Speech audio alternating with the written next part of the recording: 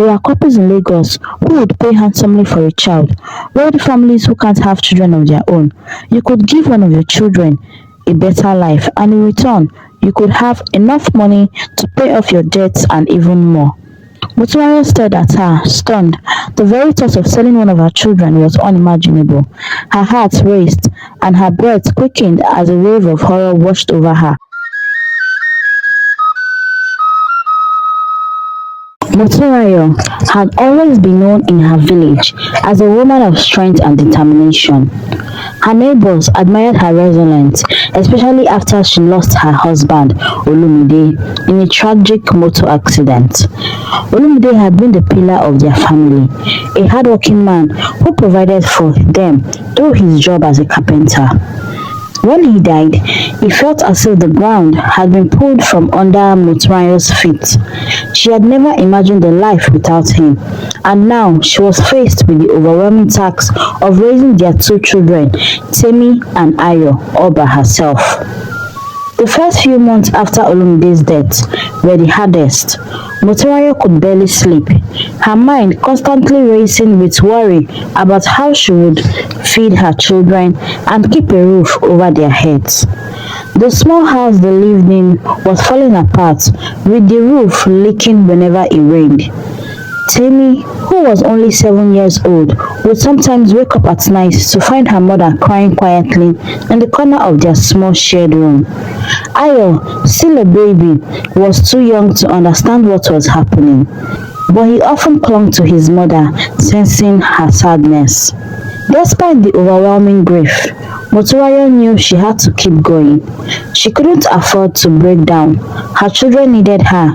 Every morning she would rise before the dawn, her body heavy with fatigue, and head to the market. There she would set up her small store, arranging the vegetables she had managed to buy on credit. Her store was modest compared to others, just a simple wooden table with a few baskets of tomatoes, pepper and okra. Yet she worked tirelessly, calling out to passerbys, hoping to make enough sales to buy food for her children. The market was a bustling place, filled with the sounds of vendors haggling, buyers bargaining, and children running around. But to Motunrayo, it often felt like a battleground. The competition was fierce, and the other sellers, who had more to offer, easily attracted more customers. She would watch with envy as they sold out their goods, while she struggled to make even a few sales. I need to sell this, she would mutter to herself, pushing aside her pride as she called out to potential customers. Fresh tomatoes, good price, please buy from me, she would often say.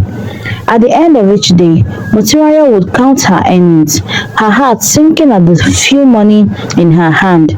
She would then walk to the nearby provision store where she could buy the cheapest food she could find, mostly garri and sometimes a few cubes of sugar for the children. On rare occasions, when she had a bit more money, she would buy small piece of dried fish to add to some flavor in their meals. But those days were few and far between. Back at home, she would prepare dinner, often in silence, as the weight of her struggles bore down on her. Tamy would help her mother with the chores, trying her best to lighten the mood. "Mama, let me wash the plate," she would say, taking the worn-out sponge from Motunrayo's hands. Motunrayo would smile weakly, grateful for her daughter's help. But the sight of her young child doing housework that should have been left for an older hand only added to her sorrow. Nighttime was the hardest. After putting Tamy and Ayo to bed, Motunrayo would sit by the small window in her room, looking out at the stars. She would pray, not just for herself, but for her children. "God, please help us," she would whisper, her voice trembling with emotions. "Don't let my children suffer. Show us a way out of this hardship." But as the days turned into weeks and then months, Motunrayo's situation only seemed to worsen.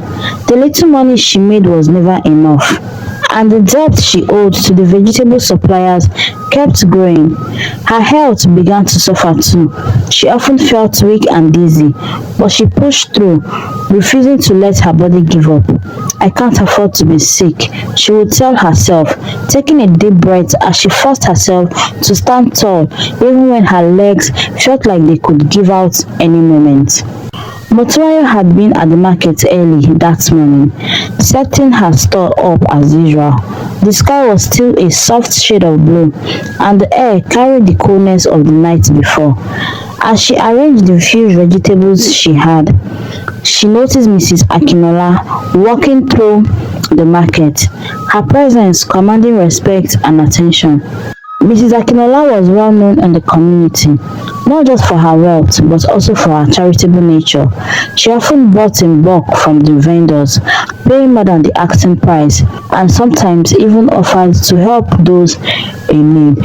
That particular day, Mrs. Akinola stopped at Motunrayo's store.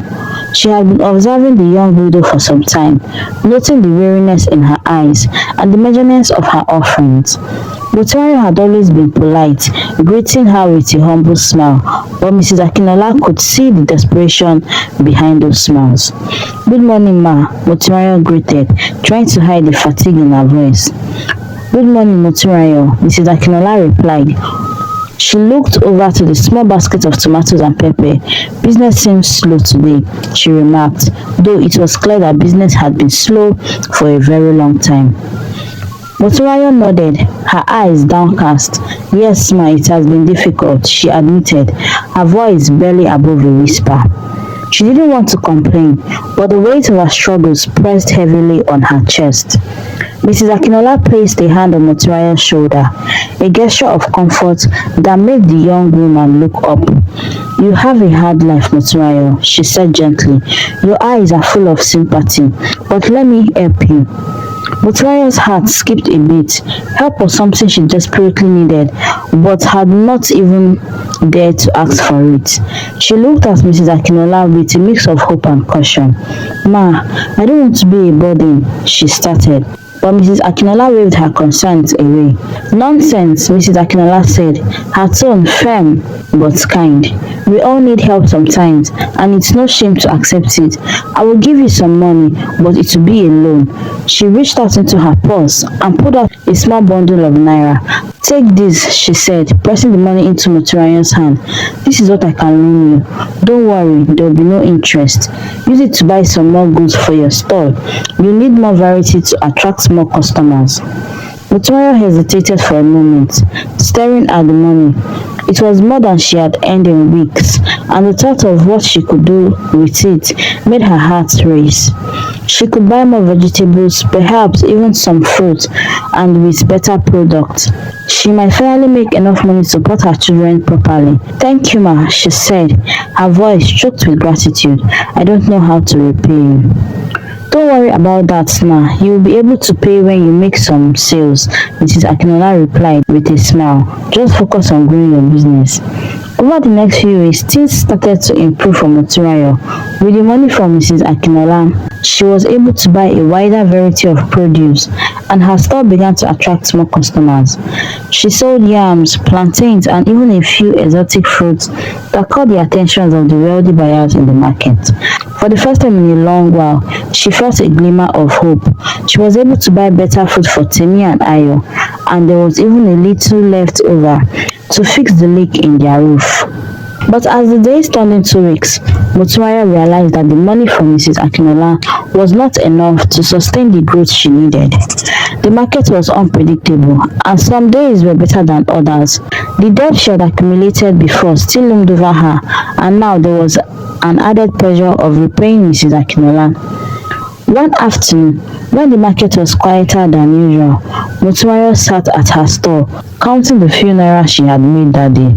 Her heart sank as she realized it wasn't enough to cover the next batch of goods she needed to buy. Just then, Mrs. Akinola appeared, her presence as commanding as ever.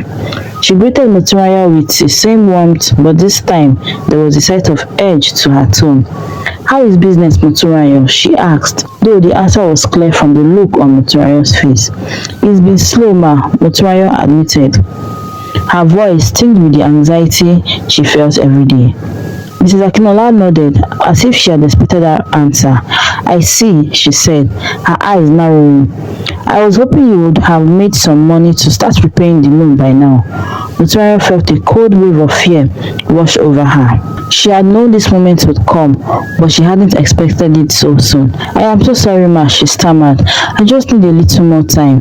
"Time is something I cannot give freely," Mrs. Akinola replied, her tone more serious than it had ever been. "I helped you because I saw potential in you, Motorayo. But you must understand that I expect to be repaid." Motorayo's heart raced. She couldn't afford to lose the little progress she had made, but she also couldn't see a way out of the debt she owed. She looked up at Mrs. Akinola, hoping for a solution, but the woman's expression had shifted from sympathy to one of expectation. As the days passed, Motorayo's financial problems grew worse.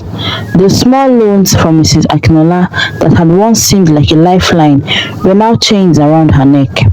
She tried her best to make enough money to repay her debts, but the market was unforgiving. Some days she went home with barely enough to buy food for her children, let alone save anything to pay back Mrs. Akinola.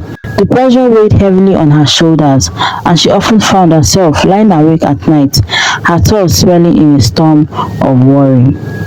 Every morning, she would rise before dawn, dragging herself to the market with hopes that things might improve. But each day felt like a repeat of the last. Long hours of waiting, calling out to customers, and returning home with disappointment. The light in her eyes had dimmed, and her once cheerful conversations with other market women had become quiet nods and forcing smiles. One afternoon, after a particularly slow day, Mrs. Akinola paid her a visit at the store. Motorayo had been expecting her, but the knot in her stomach tightened at the sight of the woman's stern face. "Motorayo," Mrs. Akinola began, her voice calm but firm. "You haven't made any payments on your loan in weeks. What's going on?" Motorayo felt the familiar sting of shame as she bowed her head. "I'm trying, ma," she replied softly. "The market has been slow, and I'm doing everything I can." "Everything you can?" Mrs. Akinola interrupted, her tone sharp. "If you were truly doing everything, you would have paid something by now. I didn't give you this money to watch you fail, Motorayo. I expected you to succeed." The words cut deep, but they were true. Motorayo felt as though she was drowning, her life spiraling out of control no matter how hard she tried to keep it together. The desperation in her heart grew heavier with every passing day, and now it felt as though she had reached the breaking point. Seeing the defeated look on Motorayo's face, Mrs. Akinola's expression softened slightly. She leaned in closer, lowering her voice as if sharing a secret. "There is a way to solve this problem," she said. Motorayo looked up, confused by the sudden change in tone. "You could sell one of your children." The words hit Motorayo like a slap in the face. She blinked, certain she had misheard. "Ma," she whispered, her voice shaking. "You heard me," Mrs. Akinola continued, her voice still calm, almost too calm for such a suggestion. "There are couples in Lagos who would pay handsomely for a child, wealthy families who can't have children of their own. You could give one of your children a better life, and in return, you could have enough money to pay off your debts and even more." Motorayo stared at her, stunned. The very thought of selling one of her children was unimaginable. Her heart raced, and her breath quickened as a wave of horror washed over her. "Sell my child?" she repeated, her voice trembling with disbelief. "Yes," Mrs. Akinola said simply, as though she were offering a reasonable business solution. "It's not as uncommon as you think. Many women in your position have done it, and with the money you will receive, you will make sure your remaining child is well cared for." Motorayo shook her head, her mind unable to grasp the suggestion. "I can't do that, ma," she said, her voice barely above a whisper. "I could never sell one of my children." Mrs. Akinola sighed, looking at Motorayo with a mixture of pity and impatience. "Think about it," she said, her voice firm but not unkind. "You are drowning in debt, Motorayo. You are barely surviving. This is your chance to turn things around. You could give your child a life of luxury with opportunities you could never provide. Isn't that better than watching them starve?" Motunrayo's stomach churned as she tried to process what she was hearing. On the surface, Mrs. Akinola's words seemed logical, even compassionate, but the very idea of giving away one of her children felt like a betrayal of everything she stood for as a mother. She couldn't imagine life without Tamy or Ayo, and they were her reason for waking up every morning, the only light in the darkness of her world. I need time to think, Motunrayo said, her voice shaky as she tried to push the suggestions out of her mind.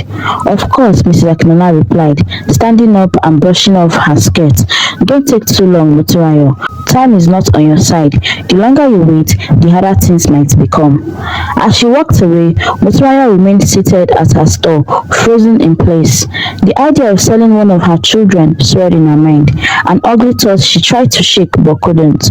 The weight of her financial troubles pressed down on her harder than ever, and she felt trapped, caught between two unbearable choices. The days turned into weeks, and Motunrayo's situation worsened. Her body, once full of energy despite the hardship, began to break down under the pressure. She was constantly tired, her limbs weak, and her head throbbed with the weight of worry. The stress of not knowing where the next meal would come from ate her away. She could no longer sleep through the night, waking up drenched in sweat, her mind racing with the thought of her children's future. Tamy, though still young, had grown strong and independent. She often helped her mother with chores, and whenever Motunrayo was too weak to cook, Tamy would do her best to prepare something simple for the family. Mama, don't worry, Tamy would say, her voice full of innocence. We will be alright. But it wasn't enough to ease Motunrayo's fears. She knew Tamy was doing her best, but the sight of the little Ayo, her younger son, broke her heart. He was fragile, always falling ill, and his frail body seemed to weaken with each passing day. The local herbalists gave them remedies, but nothing seemed to work for long. Every cough, every fever sent waves of panic through Motunrayo's mind. The thought of losing her children to hunger or sickness haunted her every waking moment. She would look at Ayo as he slept, his small chest rising and falling with each labored breath, and tears would fill her eyes. She had to do something, anything to save them. It was on one of those sleepless nights, as she sat by the window, staring at the stars, that the idea of selling Ayo began to take root in her mind. At first, she had dismissed it, horrified by the mere suggestions, but now, in the face of her children's suffering, it seemed like that was the only way out. The words of Mrs. Akinola echoed in her ears. You could give one of your children a better life. They will have everything they need. Motunrayo wrestled with the decision. She loved her children more than anything, but the thought of parting with Ayo tore her apart. But what choice did she have? If she didn't do something soon, they would all suffer or probably die. She had nothing left to give, no more strength, no more hope. The market wasn't bringing in enough money, and the debts continued to loom over her, growing with each day that passed. Ayo, with his soft eyes and quiet smile, had always been the gentler of her two children. Tamy was resilient and strong, able to endure hardship, but Ayo, he was just a toddler, barely 2 years old. He needed more than she could offer. He needed proper care, medicine, and food that would help him grow strong.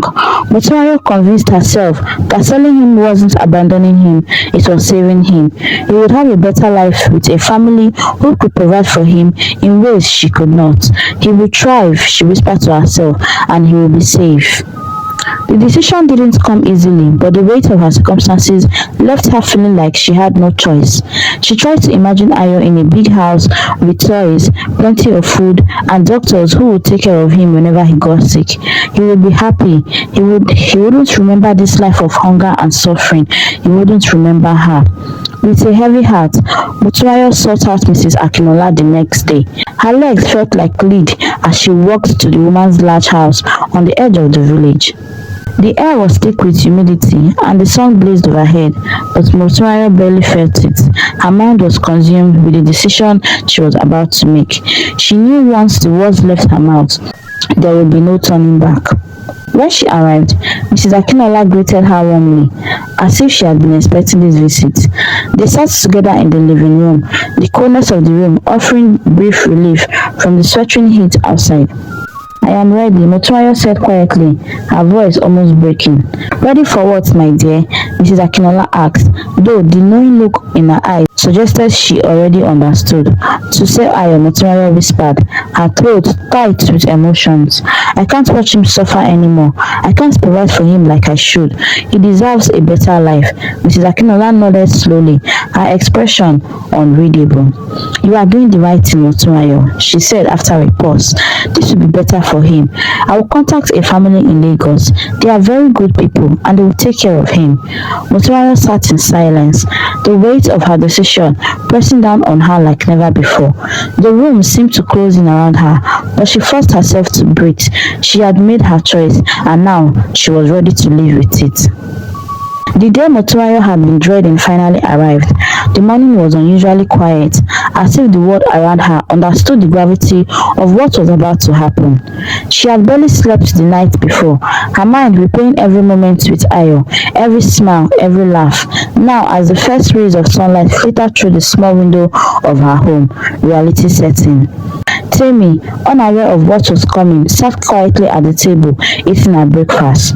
Ayo, he looked so small, so fragile, yet there was a brightness in his eyes that reminded her of Olumide, her late husband.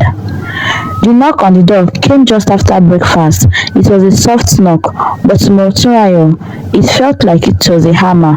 Each tap, a reminder of what was about to happen. Standing before her were Mr. and Mrs. Adewale, a wealthy couple from Lagos. Motunrayo stepped aside to let him in, her heart pounding in her chest. Ayo, still unaware, looked up and smiled at the visitor. Motunrayo's chest tightened at the sight, the innocence of her son, oblivious to the reality of what was happening.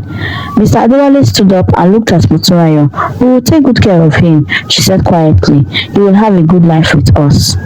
Motunrayo nodded, unable to speak. She felt the tears welling up in her eyes, but she blinked them back, refusing to break down in front of her children. The moment had come. Motunrayo stood up, her legs feeling weak beneath her. Mrs. Adewale gently took Ayo's other hand, guiding him towards the door. Motunrayo watched, her vision blurred by tears, as they slowly made their way outside to the waiting car. She stood there, rooted in the spot, as the car pulled away, the sounds of the engine growing quieter and quieter until it disappeared completely. Her son, her little boy, was gone. The days following Ayo's departure were filled with a strange heavy silence. With the money she received from the Adewales, Motunrayo was able to clear her debts with Mrs. Akinola and even had enough to invest in her small business. She bought more produce for her store, fresh yams, ripe plantains, baskets of tomatoes and even some fruits she hadn't been able to afford before. Customers who once passed by her store without stopping now began to take notice of the variety she offered. Her business grew steadily, and for the first time in months, Motunrayo felt a little more secure, at least financially. But with each sale she made, a deep sadness tugged at her heart. The money she held in her hands felt tainted, heavy with the knowledge of what she had sacrificed to obtain it. She had saved her business, but at what cost? At home, the house seemed unbearably quiet. The absence of Ayo weighed on Motunrayo like a thick, suffocating blanket. Every corner of their small house reminded her of him, his laughter and his tiny footsteps as he ran around with his makeshift toys. Tamy too felt the absence of her brother. Although she was strong for her age, the bond she shared with Ayo had been deep and unspoken. She would often sit by the door, staring out to the street, waiting for him to return. Mama, she asked one evening, her innocent eyes looking up at Motunrayo, when will Ayo come home? I miss him. Motunrayo felt her heart break a little more each time Tamy asked that question. She never had an answer, just silence. How could she explain to her daughter that Ayo wasn't coming back, that she had given him away in the hope of a better life for them all? The guilt gnawed at her every day, a constant reminder of the price she had paid for their survival. Tamy, I don't know, she whispered, her voice strained. She avoided looking into her daughter's eyes, afraid that the truth would spill out if she did. The nights were the worst. After the sun had set and Tamy was asleep, Motunrayo would sit in the quiet of their home, staring at the small bed where Ayo once slept. The emptiness of that space was unbearable. She would lie awake, replaying the day she handed him over to the Adewalis, wondering if she had made the right decision. What kind of mother was she to give away a child like that? Had she done it out of love, or had desperation clouded her judgment? She would ask herself. Each morning, Motuaya would rise with a heavy heart, pretending that everything was normal. She would go to the market, smile at her customers, and make her sales, but inside, the guilt was like a prison, spreading through her with every breath she took. In Lagos, Ayo's life changed completely. Renamed David by the Adewalis, he grew up surrounded by wealth and luxury that he had never known before. The Adewale household was nothing like the small home in the village. Here, everything was grand, high ceilings, polished floor, and rooms filled with expensive furniture and decorations. For a young boy like David, it was paradise. He had his own bedroom, larger than any room he had ever known, filled with toys and books. The Adewales spared no expense in ensuring their son had the best of everything. They were a loving couple, deeply grateful to have David in their lives, and they treated him with care and affection. Mr. Adewale often took him out on drives around the city, showing him tall buildings and busy streets of Lagos, while Mrs. Adewale doted on him, preparing his favorite meal and tucking him into bed every night. David's early memories of his life in the village quickly faded, and with time, he came to know only this life of privilege. He had no reason to question anything. To him, Mr. and Mrs. Adewale were his real parents, and this was the only family he knew. They showered him with love, attended his school events, and celebrated his birthdays with grand party. His life was filled with joy and laughter, and he never doubted for a moment that he belonged right where he was. As David grew older, his education was a top priority for the Adewales. They enrolled him in the best private schools, where he excelled in his studies and became popular among his peers. Teachers praised him for his intelligence and his respectful nature. At home, the Adewales encouraged him to pursue his passion, whether it was sports, music, or reading. They were so proud of the boy he was becoming, and David, in return, felt a deep sense of security and love in their care. A few years had passed since that fateful day when Ayo was taken away. Motuayo's life had changed in many ways. The pain of losing her son never left her, but she had buried it deep, focusing instead on rebuilding her life for Tamy's sake. They had moved to a faraway city, far from the constant whisper and the curious eyes in their old village. It was easier to start afresh in a place where no one knew her past, and she could escape the haunting questions about Ayo's whereabouts. In this new city, life was better. Motuayo's business had grown, and they lived in a modest but comfortable home. Tamy was doing well in school, and their life on the surface seemed very peaceful, but the absence of Ayo lingered in every corner of their home. Though Motuayo never spoke of him, she thought of him every day, the guilt gunning at her heart like a silent burden. One afternoon, while Motuayo was out, Tamy was cleaning the house, helping her mother with the weekend chores. As she dusted off an old shelf, she accidentally knocked over a box that had been hidden in the back. Curious, she opened it and found a stack of papers, old and yellowed with time. One document in particular caught her attention. The words were formal, written in official language, but as Tamy read through it, her heart sank. It was the agreement from the day Ayo had been sold. Her hands trembled as she held the paper, her mind racing with confusion and disbelief. She read it again, trying to make sense of what she was saying. But there was no mistake. It was a legal document signed by her mother and the Adewales. Tears filled her eyes as the truth hit her like a punch to the chest. Ayo hadn't just disappeared, he had been sold. Tamy felt a mix of emotions, anger, shock, betrayal. She had always wondered why her mother never talked about Ayo, but she never imagined something like this. Her heart raced as she tried to process the thought that her mother, the person she trusted most in the world, had done something so unimaginable. When Motuayo returned home that evening, Tamy was waiting for her. The document clutched tightly in her hands. "Mama," she said, her voice trembling with anger and hurt. "What is this?" Motuayo froze when she saw the paper in Tammy's hand. Her face paled, her body stiffened as if she had been caught in a terrible lie. She knew in that moment that the truth she had hidden for so long was about to unravel. Tears welled up in her eyes before Tamy even said another word. How could you? Tamy's voice cracked as she confronted her mother. How could you sell Ayo? He was our family. He was my brother, my only brother. Motuayo's knees gave way and she sank to the floor, sobbing uncontrollably. I had no choice, she cried. I did it to save us, Tamy. I did it for you, for our survival. We had nothing, no food, no money. If I hadn't done it, we would have all suffered and maybe even died. But Tamy was inconsolable. The betrayal she felt cut deep, and the explanation wasn't enough to heal the wound. You could have found another way, she shouted, tears streaming down her face. How could you just give him away? You didn't even try to get him back. Motuayo could only sob, unable to find the words to make her daughter understand. She had made a choice out of desperation, but now, years later, that choice had come back to haunt her in ways she had never expected. Tamy's heart was broken. She couldn't believe that the mother she loved and trusted had done something cruel. No matter what her mother said, Tamy couldn't shake the feeling that she had been betrayed. Ayo was out there, somewhere, living a life he didn't choose.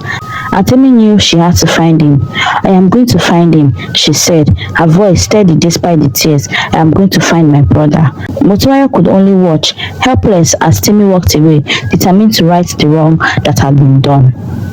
Tamy was no longer the young girl she had been when Ayo was taken away. Now a determined teenager, she couldn't let go of the thoughts that her brother was somewhere out there, unaware of the family he had left behind. Every night, she lay awake thinking about him, imagining what he looked like now, where he lived, and what kind of life he had. She knew she had to find him, no matter what it took. With the help of her best friend, Tony, Tamy began her search. Tony was just as eager to help, and together, they started gathering information. It wasn't easy. The Adewales were a wealthy family in Lagos, and Tamy had no idea where to begin. But she was determined. She spent weeks researching, asking around discreetly, and following any leads she could find. Tony encouraged her at every step, offering support whenever the search seemed hopeless. Finally, after many weeks of relentless searching, Tamy managed to track down the Adewales. She found their address, and her heart raced as she stood outside their house. It was intimidating, the kind of house that looked like it belonged to people with power and influence. Tamy felt small standing in front of it, but her resolve was stronger than ever. She knocked on the door, her heart pounding in her chest. A few moments later, the door opened, and there stood David, Ayo, her brother. He looked different, older, and more polished, dressed in clothes that spoke of his comfortable life, but there was something familiar in his eyes, something that reminded Tamy of the little boy she had once known. Hi, I am your sister, Tamy, she said, her voice trembling with emotion. You don't remember me, but I am your family. David stared at her confused. Who are you and what are you talking about? He asked, frowning. I don't have a sister. My parents never mentioned anyone like you. Tamy's heart sank. She realized in that moment that David had no memory of his former life, no recollection of the family he had been taken away from. He looked at her like she was a stranger, and it broke her heart. Please, she begged. You're my brother. You were taken from us when you were little. I just want to talk, to explain. Before she could finish, the Adewales appeared at the door.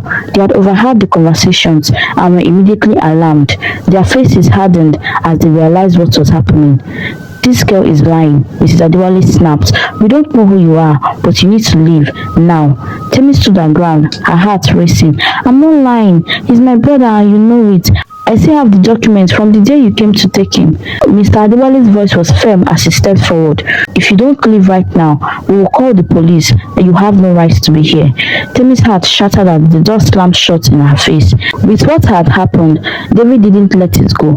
He pressured his parents into telling him the truth, and finally, they did. After learning the truth from the Adewales, David was so overwhelmed with emotions.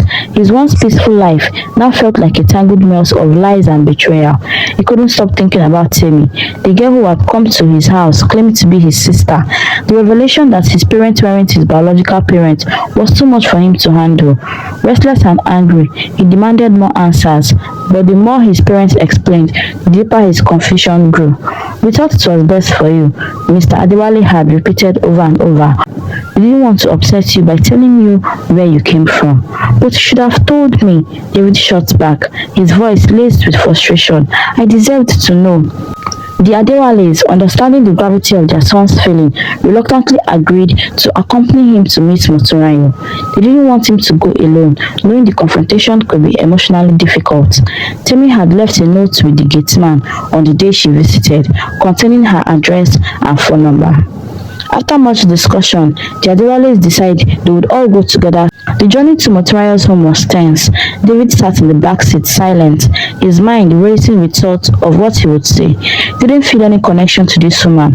How could he? She had given him away, and in his heart, the Adewales were the only parents he had ever known. Still, a part of him needed to see her, to understand why she had done it. When they arrived, David felt his heart pound in his chest. The house was simple, nothing like the grand home he had grown up in. Mr. and Mrs. Adewale exchanged nervous glances as they walked towards the door, unsure of what awaited them. Motunrayo opened the door, her eyes widening in shock as she saw David standing there with the Adewales. Her heart leaped in her chest, and tears welled up in her eyes. "Ayo," she exclaimed, her voice trembling with joy and disbelief. You came. You really came." She reached out to hug him, but David stepped back, his expression cold and distant. "You are not my mother," his voice lacking any warmth. "My mother would never sell her child."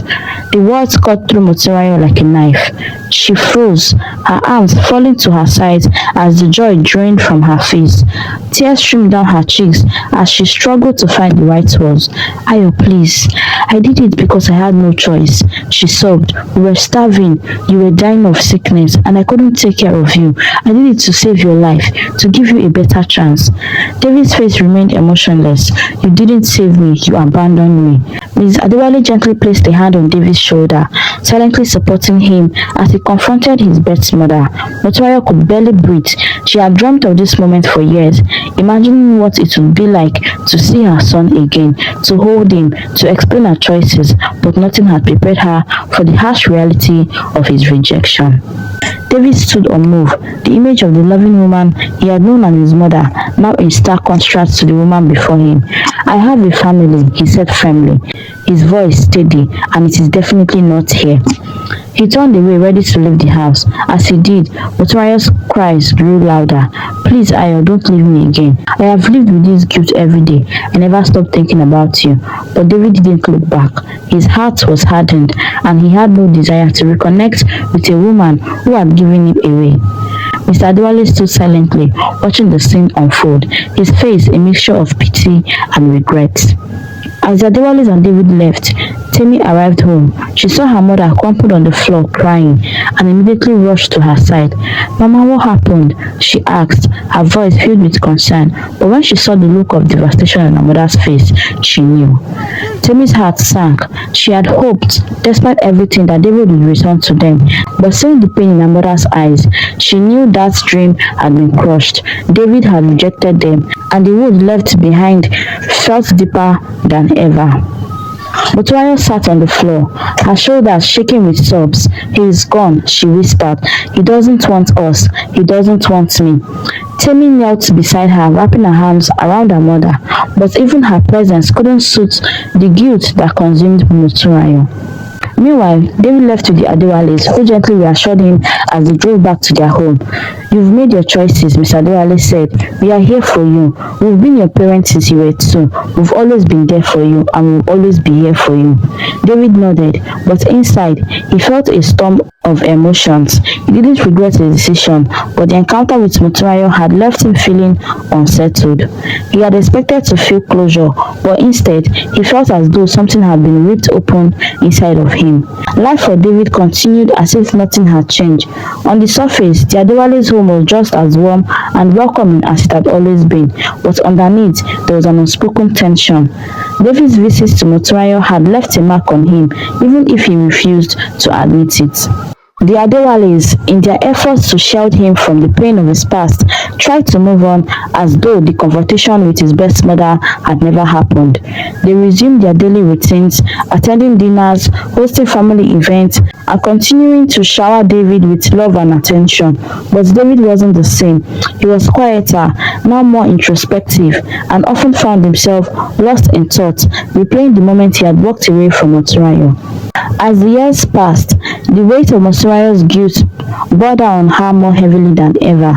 The strong, determined woman, who had once fought to survive, had become a shadow of her former self. Her once vibrant energy was drained, leaving her frail and weak. Every day, the memory of Ayo's rejection replayed in her mind, a constant reminder of the choice that had shattered her life. Her health deteriorated gradually, though it wasn't a sudden illness that took her strength away. It was the slow, steady decline caused by the emotional toil of her regrets. The guilt had wrapped itself around her heart, squeezing out any chance of joy or peace. The money she had received from selling Ayo had long since lost its meaning. It no longer represented security or survival. It was a symbol of the loss that would haunt her until her last breath. Tamy, now a young lady, stayed by her mother's side. She had tried to move on from the pain of losing Ayo, but the bond between her and Moturayo never fully recovered. The past lay between them like a wall that neither of them could climb. Tamy still loved her mother, but the trust that had been broken was never fully restored. She had tried to forgive, to understand the desperation that had driven Moturayo to make such a decision, but a part of her still felt the sting of betrayal. One night, as the stars shone dimly through the window, Moturayo quietly passed away in her sleep, her frail body weakened by years of guilt and regret. Tamy found her the next morning, peaceful in death, but with sadness still etched on her features. Tears filled Tamy's eyes as she sat beside her mother's lifeless body, her heart aching with the weight of their lost connection. She couldn't help but think of all the things left unsaid, all the pain that had never healed, the unforgiving past that claimed her mother's life. And though Tamy had tried to move forward, she knew that the choices Moturayo had made would haunt their family forever. The price of survival had been too high, and the regret of those choices had followed Moturayo to the grave. The Adewales and Tamy attended Moturayo's burial. It was a moment to pay her a final respect, and David saw this as an opportunity to reconnect with Tamy. This time, the Adewales didn't stop him from reconnecting with Tamy. She now became part of their family, often visited and checking on David as much as she could do. The story shows how desperation can lead to life-altering mistakes. Moturayo's decision to sell her son, though made to survive, left her with a lifetime of guilt. It teaches us that quick solutions in hard times can cause more pain. Family bonds are still between Tamy and David can be restored through forgiveness, even after betrayal. Love can heal if there is understanding. Moturayo learned that money can't replace the love of family. Her guilt consumed her, reminding us that unresolved regret can destroy happiness. In the end, David found peace by accepting both his past and his family. The story teaches us that healing comes from facing our mistakes and embracing our true selves. Thank you so much for watching this fantastic story on African Stories by Tiana. Please don't forget to like, comment, share, subscribe, and turn on the notification bell for more amazing stories. See you next time.